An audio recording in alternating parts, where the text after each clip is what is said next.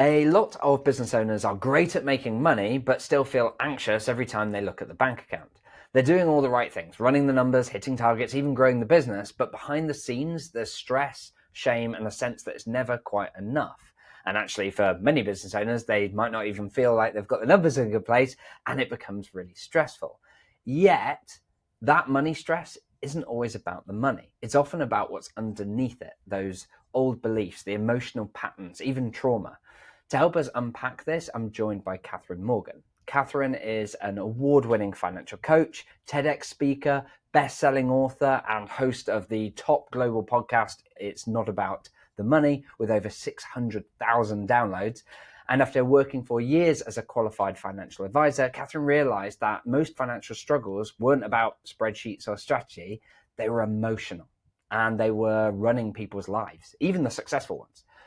In this episode, we explore why so many smart business owners stay stuck in unhealthy money patterns, how this shows up perhaps even for ADHD and neurodivergent minds like mine, and what it really takes to feel safe with your money. So we're going to explore exactly what it looks like to heal your relationship with money, how it affects your nervous system, and the common traps people fall into without even realizing.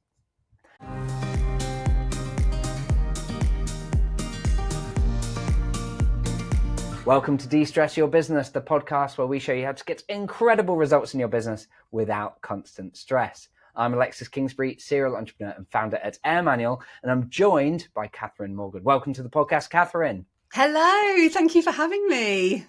Fantastic. Well, for those who haven't come across your work before, those unlucky people out there, how do you describe what you do and why it matters to you? Yeah, great question. One of which I'm still trying to figure out because money is such a complex subject, right? And my work in the money space actually began very much in the practical side of money. I was literally my first job past all the kind of retail 16-year-old jobs and picking asparagus in the farms was working at a bank. And so I was very fortunate that I had a lot of very practical money knowledge from a very young age. And yet I still sat in £30,000 worth of credit card debt through my whole of my 20s. And so for me, it was about really understanding that money was so much deeper than just understanding the practical sides, and really diving into the relationship that we have with money and what money represents for us in terms of our identity, our sense of belonging, and our purpose in the world. Fantastic. And I know through your wonderful podcast, you've got the podcast It's Not About the Money, which I've had the great pleasure of being interviewed on as well. I've listened to a lot of episodes, and you're very candid with your own experience and how you've gone through that, and are very humble about it as well, which I think is really refreshing, particularly for this area. But you, as part of that, you've acknowledged yourself that your own relationship with money you didn't feel in the past has been a healthy one. Talk me through what was going on? What did it feel like behind the scenes? How did that show up? Yeah, it's a really interesting story because for me, I didn't really recognize my patterns of my relationship with money until really I got into my 30s, because for me, it was very much a bury your head in the sand approach. And I know that a lot of people, even in the financial space, I work with a lot of financial advisors, accountants who work with money. And so you'd automatically have this expectation or assumption that we are good with money, right? But I was terrible with maths. I wasn't good at managing money. I would bury my head in the sand. I would constantly be using money as a way to make me feel better about myself. I would always be comparing my personal resources, what I had, to other people. And for me, it wasn't really until I started to do the deeper work that I really understood my relationship to money. And it all triggered for me on one day. And this one day literally kickstarted the beginning of what became this transformation away from feeling a lot of money shame, being a financial advisor and knowing everything there was to know about money, but not doing it myself, right? Into a place of being then deserving to feel safe, to make money and keep hold of it. Because my pattern was I would make money really easily, but I would get rid of it even faster. Yeah. And for me, that one particular day was in my 20s. My husband and I moved to Jersey in the Channel Islands, which is where we now live. And I was walking to work. I was a sales manager at HSBC. I was managing a team of advisors. And my daily walk was along the beautiful seafront into town and into the coffee shop opposite the bank. And as I walked into the coffee shop opposite the bank that morning, I paid for my cup of tea, and on the side were these leaflets about personal styling. Let's come and weed out your wardrobe and sort out your body shape and what you should wear for it. And I was like, oh my God, that would be so amazing. And I remember running home that evening and giving it to my husband and saying, please, can I have this for my birthday? And so he did. He bought me this voucher. I had this lady come over and she spent a whole day with me.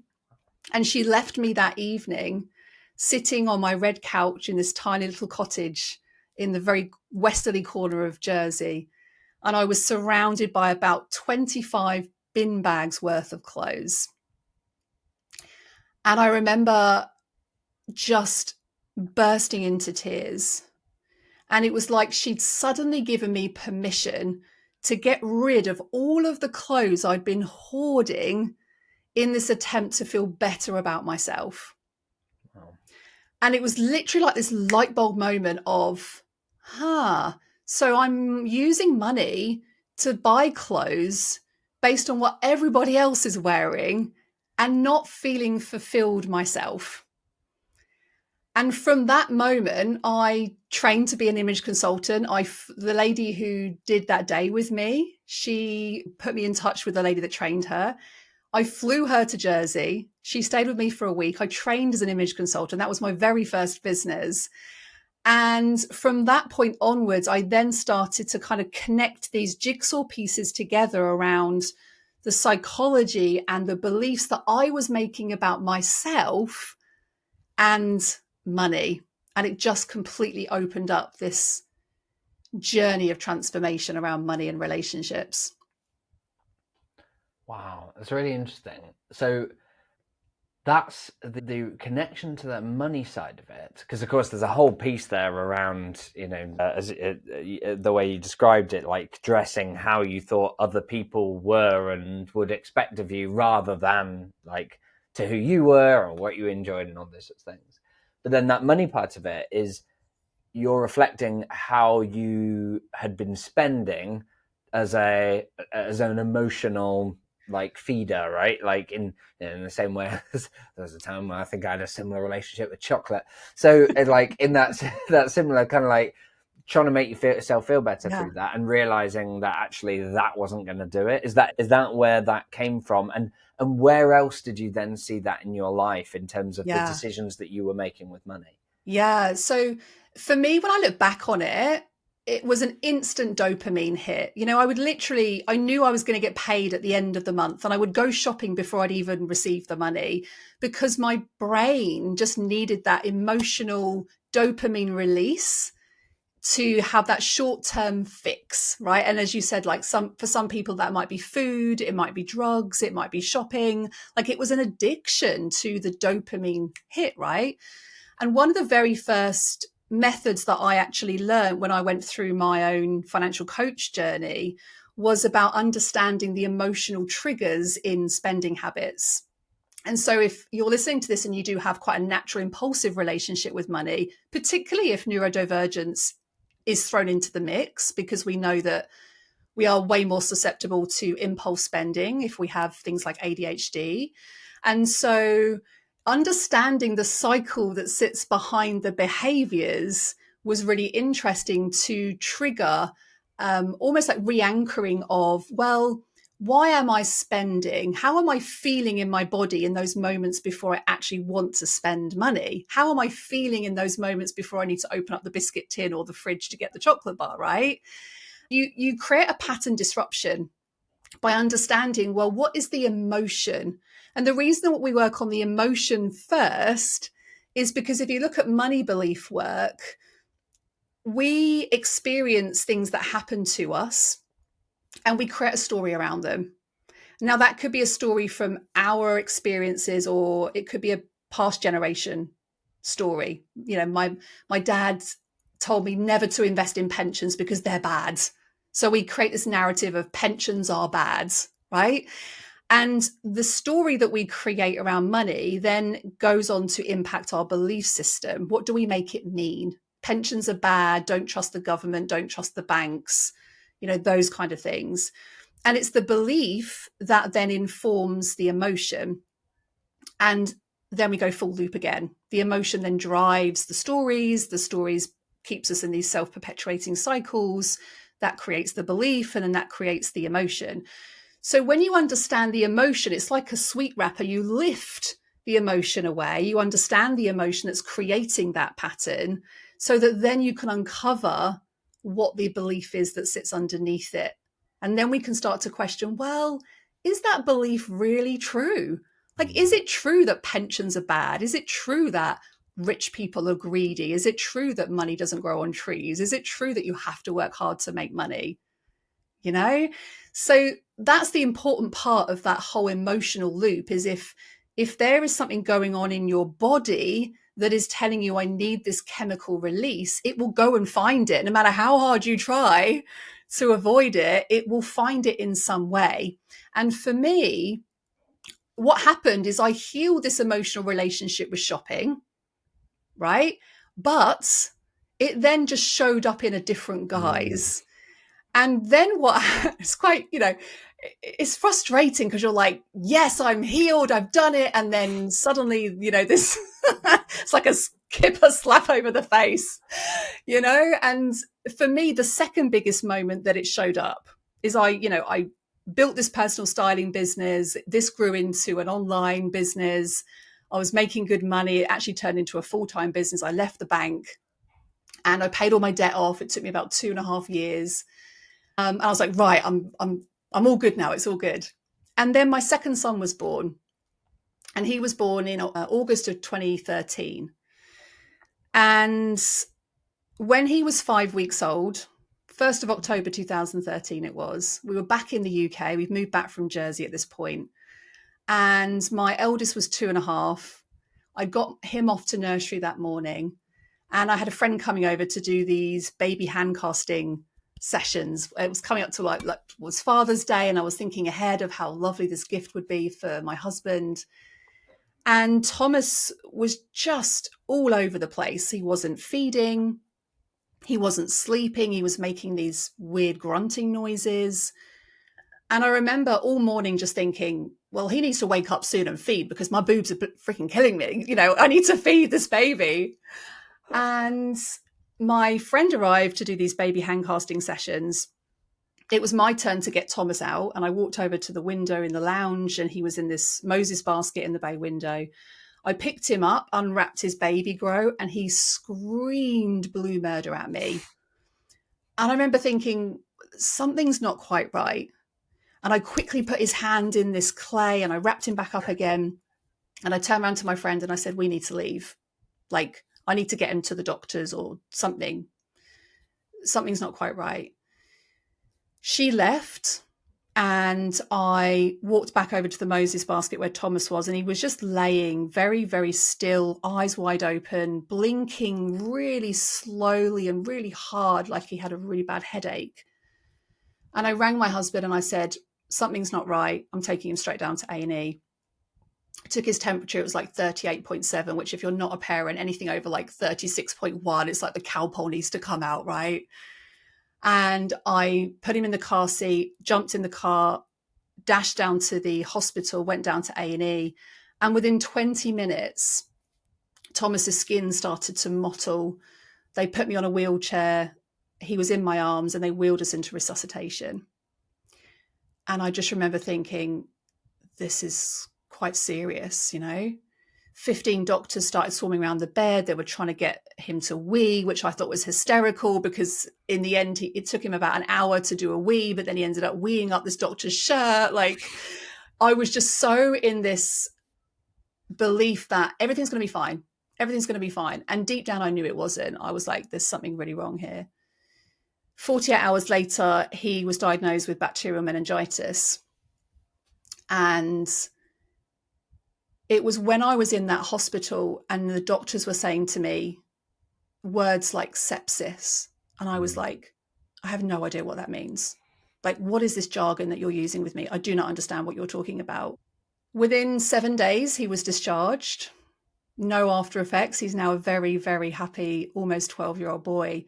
But in that moment of hearing that jargon, I felt judged. I felt shame. I was like, why didn't I not know that sepsis is the biggest killer of newborn babies? I didn't know that grunting in their sleep, cold hands are signs of septicemia. I did not know this.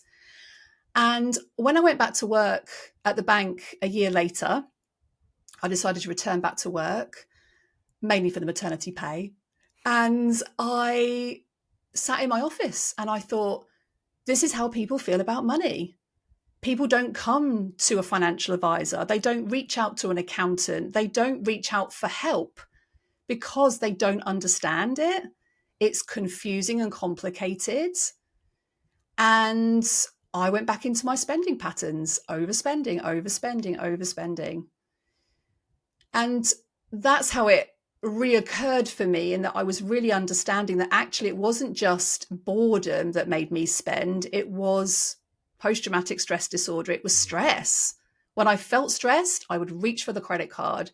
When I felt bored, I would reach for the credit cards. And so that's the importance of really understanding, when you asked about like, how did that show up for you again, that it's understanding that money is driven by our emotions, and the relationship we have with money is the relationship that we have with ourselves. Wow. Well, yeah, firstly, thank you for taking us on that journey, and particularly for going there with the incredibly difficult scenario that you had with your children. I think the emotional side, as you describe it, that realization that it isn't just a logical thing. Like, because the first time you tackled it around the image consultant side, there's kind of a rational thing there. It's almost like you could like come back to the story you tell yourself of like, well, I didn't know what was the right things to buy, and I was a bit silly with what things I was buying, but now I've had an image consultant, and as a result, and I've got all the clothes that I will need as a result of this, and I'll just be replacing things, and that's fine. So I've totally dealt with this. I don't need to lift up the rock any further.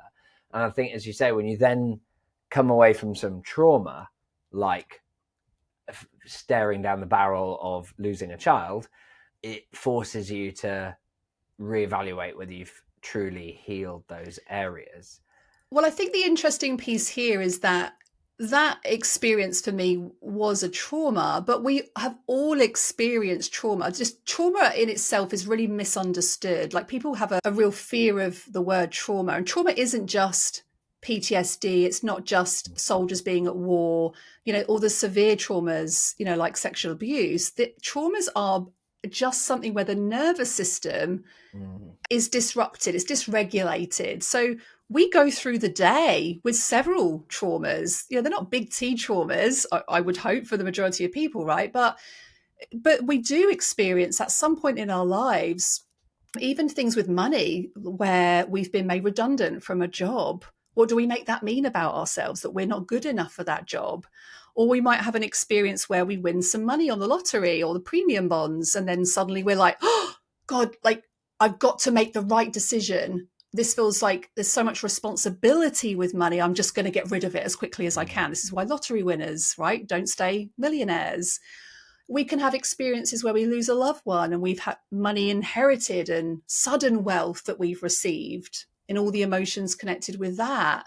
We can have experiences, just little ones, like you probably have some yourself when you were little, where you maybe dropped some money and then you were like, oh God, I'm so bad with money, and we create these stories based on these experiences. And the nervous system thinks that it's a trauma because it's a disruption to the nervous system. It makes us feel unsafe in some way, right? So even though I had that significant experience with my son, there will be many stories or experiences that we've had or our previous generations have had around money that are affecting every single decision that we make in our lives and in our business, and we don't even know about them. Interesting. And so, given the work that you've done with your clients and also what you've written about in your book and so on, how do you recommend that people approach this, both increasing their understanding and then starting to sort of tackle some of those emotions and beliefs? Yeah, it's a really great question. And the most powerful stage in all of this work is awareness. It's about bringing awareness to, well, what are the beliefs around money and what are we making it mean about ourselves? So if you think about the earliest experience you have with money, right? Or a recent experience, you can go either ends of the timeline for this exercise. What is something that you've experienced recently around money? Or what is an early experience that you've had with money? And what actually happened in that story? What were you telling yourself about money? So maybe if I asked you, Alexis, like, what is a memory around money that you recall from either a recent experience or a earlier experience? What comes up for you just intuitively? No pressure. Yeah, no, I'm good. I'm good with the pressure. There's a few that come up, and so feel free to help me filter one that'd be more useful for the exercise. There's one that comes up just because I was talking about it with my son even this morning. One of my first jobs was when I was sort of 12, 13 years old, or my first business, I suppose, where I was washing cars in the local village in exchange for, I've got a feeling it was 50 pence, although it might have been maybe £1 or £2 or something. It was a small amount of money even at the time, and which led to a whole conversation with my son about what inflation was. But as a result, I remember a particular moment where, because I wasn't sure how to price what I was doing, I was asked, "Oh, how much do you want for washing the car?" And I didn't really know. And I said, "Oh, well, whatever you think is fair." And I remember the amount that they told me I didn't think was fair. And in fact, in retrospect, can now look back at my 12-year-old self and know, yeah, that wasn't fair and enough and whatever. Like, if I did that now to a child, that would be not okay. But at the time, I was like, well, this is all I can ask for and get. I've already put this on them. And as a result, and I'm not a professional car washer and whatever, and therefore perhaps that's all it's worth. But I know that it then anchored all of the decisions, because you could look at that and go, it doesn't matter, Alexis. Like, we were washing one car, but it's like it anchored every decision for every customer I then had through that business. And of course, everything I then did after that, like deciding, oh, I'm going to move out of the car washing game. I'm going to move to more serious garden work. You can imagine everything was price anchored. So it was all then, okay, well, if I could only charge, let's say it was £2. And so now, £2.50, maybe I could charge £3. At no point was I repricing and starting with, well, what would they pay a proper gardener? Oh, well, that would be £20 or whatever, or in which case, so I remember that moment as being a bit of a seed for all the pricing decisions and how I'd evaluate what I'd do going forward. Is that helpful? I can pick another one.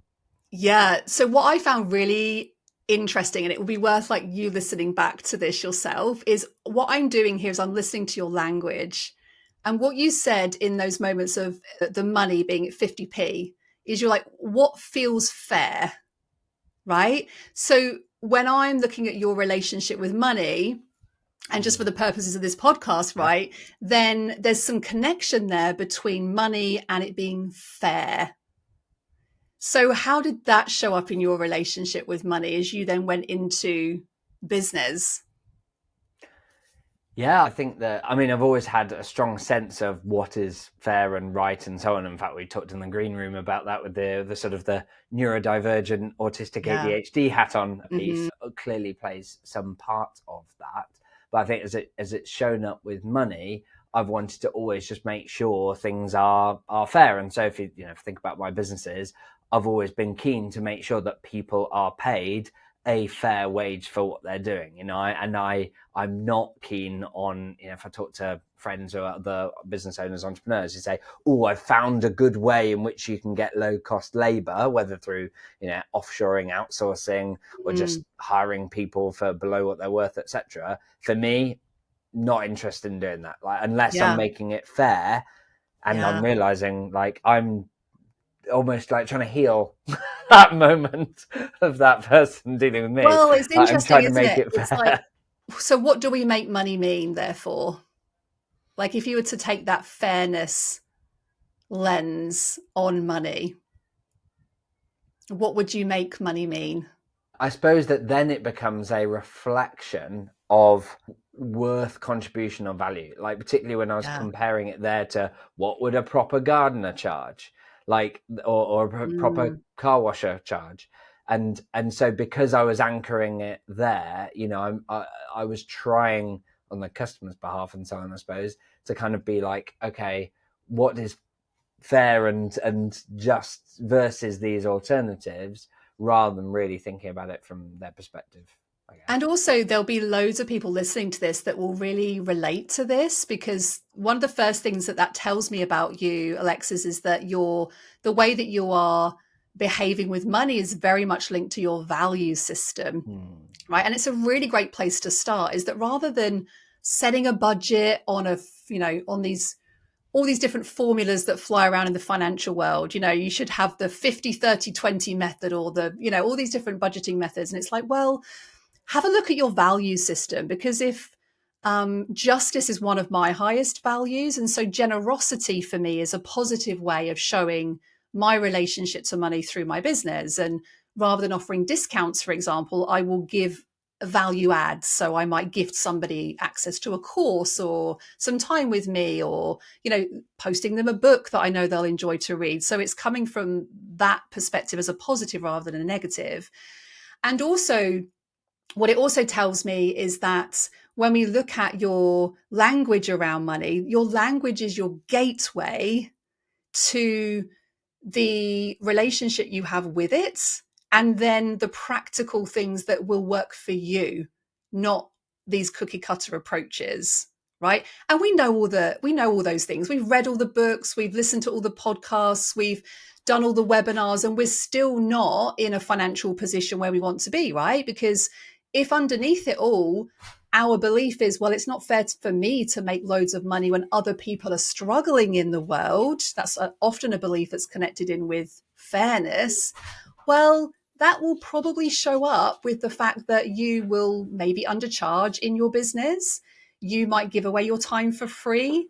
You might overgive with your time. You know, there's so many like behavioral pieces that can happen as a result of that belief. And so, would you recommend people play to that emotion? So, for example, for me, saying, actually, rather than go, oh no, I've got this whole fairness thing, in which case it's like, actually understand it, own it, and use it in that way.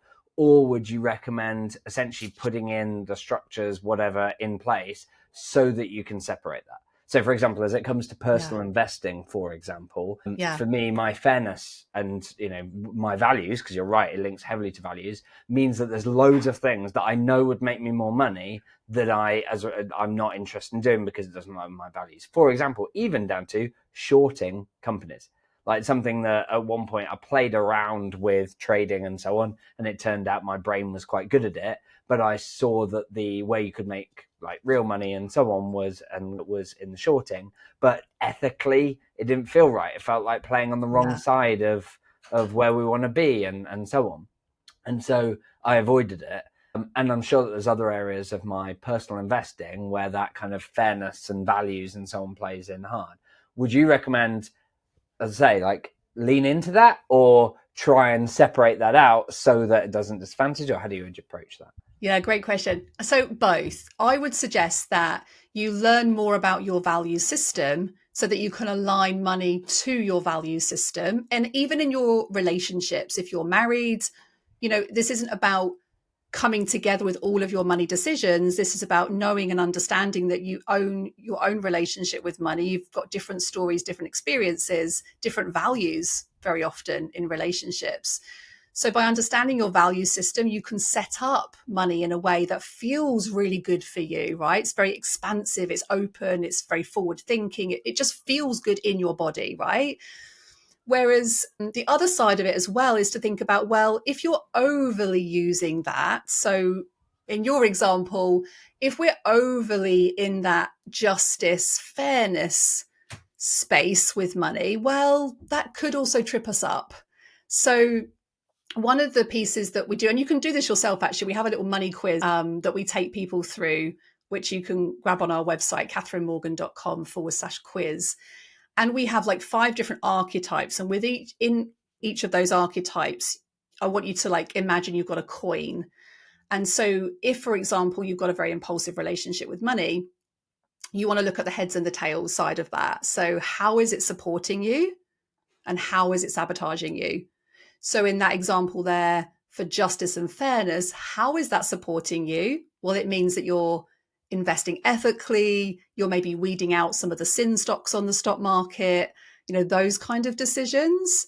And the sabotaging side might be, well, it could be reducing my profit margins. It could be restricting me from going into different markets. It might be restricting me because I'm making assumptions that everybody has this same lens with money in my teams. And so that might be affecting how I reward them on their pay scales and their bonus structures and, those kind of pieces. So I do think it's useful to understand naturally what your relationship is with money and lean into that. And then just understand what's the flip side and how is that challenging you? How is it stopping you from you living the most enriched life?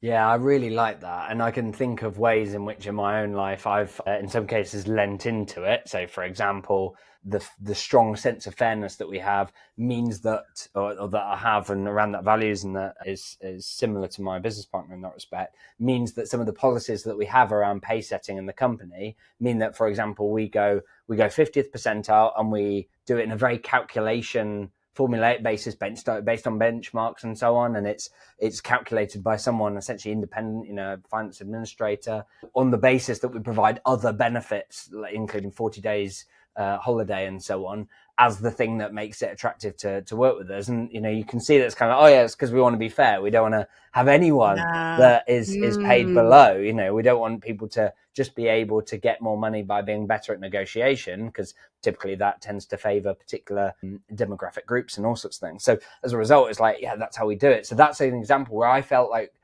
we've done that consciously, not unconsciously. And I can talk passionately about that. But then on the flip side, there's negative things. One of the things that I can definitely see is how I've probably put downward pressure on my own profits because of feeling like, is it fair that we earn in a given period a high amount of profits? Now, of course, taking a step back, if I was advising myself, I'd say, look, business cycle goes up and down. Sometimes you make a load of money, sometimes you have to invest and so on. If you're having a period where it's 30 or 40 or even 50% profit on that business, good. Make hay while the sun shines, or save it or whatever, because you'll have the opposite later on. Whereas I suspect there's been times where I've felt awkward about that and sought to fix it. And so it makes me think about some of the things, like I interviewed Mike Michalowicz about profit first, Profit and first. how I've used profit for, exactly, and how I've used profit first in my business and also personal life.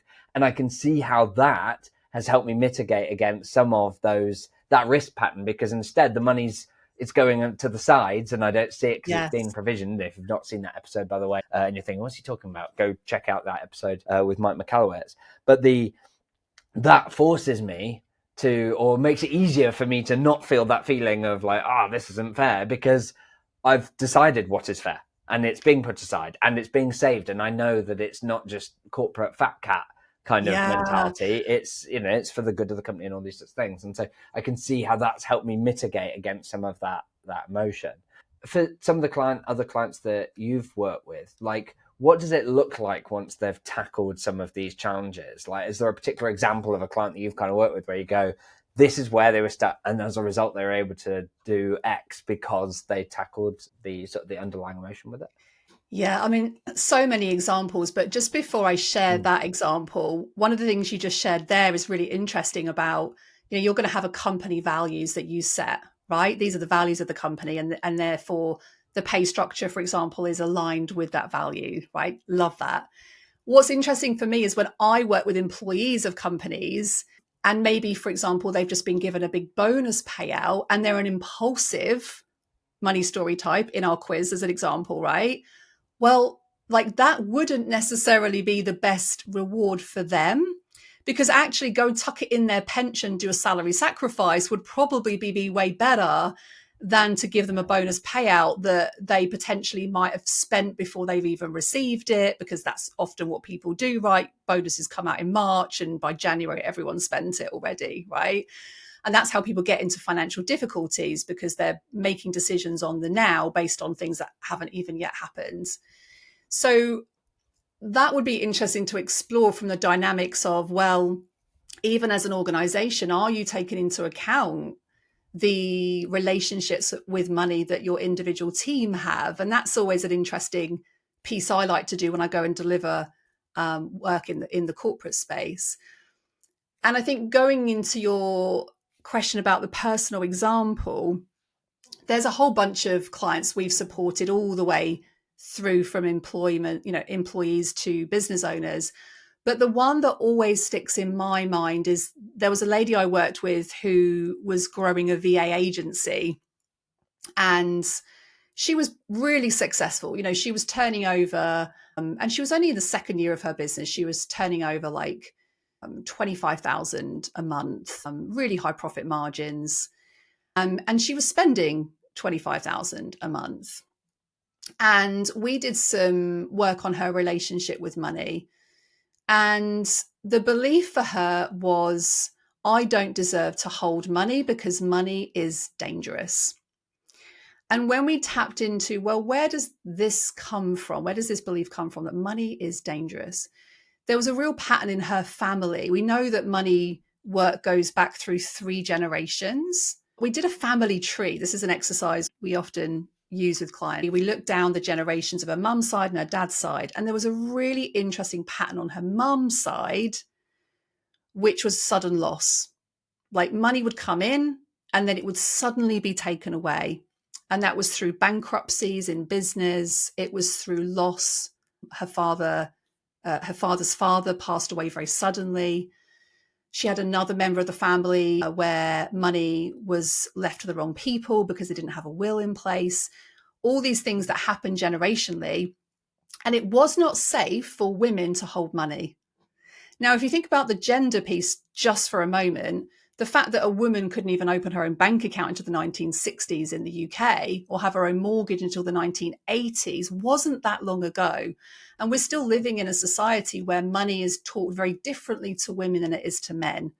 Starling Bank did some really interesting research in their Make Money Equal campaign, where they looked at how magazines talk about money to men versus women. And for men, it was very much about investing and capital growth and assets and wealth. And for women, it was managing the household purse and being frugal with money and coupon codes, right? And so we're still living generationally in a society where things are changing very quickly. Money in the future is going to be very different to money today. We're going to be decentralized. Money is not going to be held with the banks. It's going to be back in our own hands, right? On digital platforms owned by us. And that just brings in a whole different piece around money and trust. And for me, with this particular client, understanding this pattern for her really helped her to completely unlock all of those past generational beliefs. And then now I caught up with her last week. She's making like 200,000 a month now in her business. She's working with very big corporate organizations and, hiring in their whole teams for them. And it all kickstarted from just really understanding the meaning that she was giving to money based on those generational patterns. So it's fascinating, isn't it, when you think about those belief sets and how they're impacting on us even today. Yeah, absolutely. And I think also one of the things that strikes me is the variety of influences that there are on your own attitudes, beliefs, emotions around money. because I think an obvious one is your own childhood and what are you taught about money.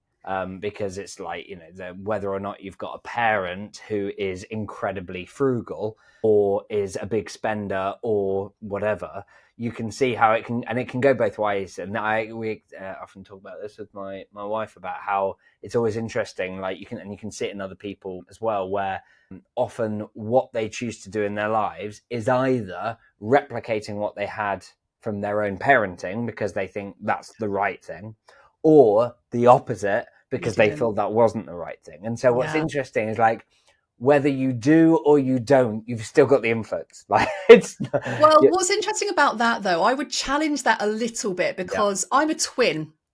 My twin brother has the complete opposite relationship to money. He Mm-hmm. cannot spend money. I've got two boys, very different relationships to money, but I grew up in the same environment as my brother. My two boys are growing up in the same environment. And so the relationship our parents have definitely do impact on our own relationship with money, but it's what we make it mean. It's that in that moment of this is the decision I'm making about what money means that creates the belief system. In the same way that you and I could go on holiday, Alexis, and go to Spain and party for a week and Let's come do that. back, and someone says to you, we should definitely do that, yeah. And someone could say to you, like, how was your holiday? And you'd be like, it was amazing. We danced till we dropped, like the sun was shining, the hotel was amazing. And I'd be like, someone would ask me, and I'd be like, I couldn't keep up with Alexis with his drinking. It was so hot. I was sweating all day. Like the hotel was just shabby as, like How because dare you? We haven't same, even booked the tickets yet. the same experience, same environment, but we have made an opinion, a I decision agree. in that moment. What did we make that experience mean? I agree, and I suppose that was what I was suggesting in the example I gave, where actually whether or not you agree with how your parent did it or not. So, for example, or using the example that you gave, like with the twins that have had the same bringing up, one of them might see the, let's say, overspending of the parent as being Yeah. very negative and whatever. The other one could see it as having been actually about generosity and so on. And so, I guess what Mm, I was saying is that one of them ends up replicating the behavior, the other one ends up doing the exact opposite. Both are influenced by the parents' spending. It's that you're not able to be like, no, I'm completely not part of this. It's like the same for your values framework or anything. It's impossible to disconnect from it. And therefore, like your recommendation is become more aware. It's not yeah. about ignoring it or taking away or whatever. It's become more aware about what your relationship with is. And then I like how you said the two sides of the coin, what's serving you and not serving you, and respond accordingly, which is amazing. And then from that place you go from, well, now I've got some awareness about some of those money stories, right? Those influences. It might be parents, it might be religion, it might be society, it could be culture is another one, like different culture Cool. influences as well. And then from that place we can go, well, how is it serving me, how is it sabotaging me? And then what we get to do is we get to choose to create pattern disruptions where we can start to think about, well, what would be possible? What would be possible if this belief really wasn't true? What would be possible if, there could be more fairness in the world around money and it is safe for me to make really good money and use that money to help people, And so it is the awareness stage, I think, is the most important one. It's the one that people skip because they want a solution. They want something practical. They want it fast. And unfortunately, with this work, our relationship with money is a mirror reflection of the relationship we have with ourselves. So it is a lifelong journey. Yeah, indeed. And I know that many of our listeners to De-Stress Your Business are parents. It's partly because I think it attracts, de-stressing your business so that you can spend more time on what matters most and so on. Often for a lot of people, that's their families. Yeah. And I know that for me personally, there is that fear around, I know how important relationship with money particularly later on in life, is, and as we've discussed, how it can affect you in ways that you're not even aware of. As a result, a lot of parents would be slightly terrified about, so how do I make sure that I don't give my children money trauma or send them off in the wrong direction or whatever, and equally avoid just not talking about it, which becomes its own thing. Like you can't not have an impact on your children's perceptions and understanding of money. Do you have recommendations on how to, whilst you're going through that journey of addressing your own, like how you help your children get through that as well? Yeah, I've actually recorded quite a few podcast episodes on this. So yeah, feel free to drop me a message on socials and I'll send you a bunch of links. Perhaps we can pop them in the show notes. But I think it depends. It depends on the age of the child as to how we teach them about money. I do really think that if we can speak very open and honestly to children, give them responsibilities early on that are age related.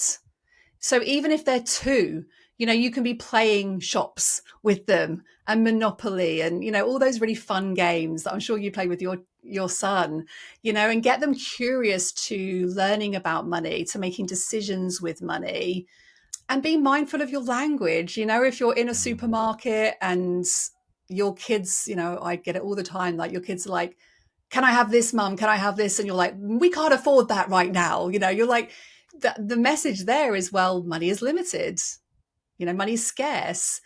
So it's perhaps saying something like, well, right now we're choosing not to spend our money on this. We're spending it on this instead, and it's teaching children the difference between wants and needs. Understanding, we used to have a little chart on the wall when my children were around 5 or 6 years old, one of these magic charts, which go look them up on Amazon. They're genius. They're like these white sheets that you can just like peel off the wall. And we had one on the kitchen and we had 2 lists, wants and needs. And every time they'd say, I want this, I want that, rather than saying things like I heard growing up, like I want doesn't get, we would say, go write it on your list. Which column would you put it in? Is it a need or is it a want? And so you can do very age appropriate things for children, nice. Teaching them about money pots, giving, spending, saving and investing. What's the difference between saving and investing is a great conversation to have as they get into their teenage years and start earning their own money. Rewarding them by getting them to go listen to some podcasts and rewarding them for that financial education, because they won't get it at the schools. No. And even when they do, it's very much on the practical side. Okay. It doesn't touch upon the psychology and the belief work. So, love that. Yeah, those are some of the things I would be mindful of your language, pick some age appropriate conversations, depending on activities, give them some pocket money, let them make financial decisions, let them make financial mistakes as well. Like send them to the shop with £10 and give them some instructions or not, but let them make mistakes. Yeah. And talk about it. I think talking openly about money is one of the best things we can do as parents. Love it. Great advice. Unfortunately, we're coming to the close of our episode, so I'm going to round us out with some quick fire questions, if I may. The first one is, what's the best question you've ever been asked? Oh, do you know what? The best question someone ever asked me was, what is the one question that I haven't yet asked you that you wish that I had? Great. What's the one question that I haven't yet asked you that you wish I had? When are we going to Spain? When are we going to Spain? I love that. That's great. What one thing causes most stress for your clients? Making decisions. Actually, I think a lot of people right now are suffering with like analysis paralysis, lots of information being thrown at them from various places, and then just huge overwhelm with, well, what do I do with that? How do I make decisions? Fair enough. What one thing causes most stress for you? Oh, there's so many like ridiculous things, isn't there? Like people leaving stuff on the side in the kitchen and not putting it away like that. That really annoys me. Yeah, I like things very organized and very clean. Not like Monica from Friends clean, but I do like things like organized house, organized brain. Like there's definitely a connection there for me. So yeah, it would have to be something to do with untidiness. Nice. What do you enjoy most in your business? Connections, relationships, conversations, deep conversations. I cannot do shallow conversations. Like Agreed. it just doesn't work for me. And anything that leaves me at the end of the day feeling like, oh, I had such a rich conversation with a team member or a client or with myself, like just rich conversations for me are, Nice. yeah, What, what I what do you love. enjoy most in your personal life? Same. Yeah, rich relationships, rich experiences. We're very fortunate. We live in Jersey again now, and we're 5 minutes from the beach. I love going sea swimming with the kids. And I love spaciousness, anything that makes me feel like I've got freedom and spaciousness. I like a balance of things being planned and it's very spontaneous. Yeah, anything like that just feels good. Cool. What book or podcast has been most pivotal for you in changing your life for the better? The Surrender Experiment. I read it about 5 years ago and I was like, what the hell is this book all about? And then I read it 2 years ago and I would genuinely say it changed my life. Michael Singer is the author, and it's just this whole journey of how he decides that whatever's happening around him is just happening for whatever reason that he didn't understand at the time, but he just had to trust and surrender to that. And so I think for me, that was the most transformational book. Podcast wise, I love Diary of a CEO. I love listening to research and geeking out with all the scientists and the guests over there. So that's my favorite podcast right now. What's the one thing you want business leaders to take away from this episode? I would say to really consider the amount of power, personal power that you are giving away to money. I see a lot of business owners that are coming to the end of their journeys and they're looking at trying to sell their businesses, and they cannot sell their businesses because they are placing so much value on themselves being in the business, and also the ability to just be able to take time off and you're not having to work hard for money. Like that's a really big one for me. And I think there's nothing more disappointing than knowing that there's a whole bunch of business owners out there right now that could be living much more enriched lives if they were able to do that and give away some control and remove some of the tension on money being so important in our lives. You know, don't get me wrong, money is important, but it's not the most important thing. And so I would really encourage people to just really think about that, like disconnecting your personal power away from money. Nice. Love it. Fantastic. Well, if people would like to learn more from Catherine, and I would highly recommend they do, they can check out catherinemorgan.com or find her on LinkedIn or Instagram, and I'll include links in the show notes. And of course, her fantastic book, It's Not About the Money, is available on her website and Amazon and all those sort of normal places as well. And of course, I'll include a link to Catherine's podcast, It's Not About the Money. Anything else that we should link to? I think we mentioned the quiz before as well. Is there anything else from your side, Catherine?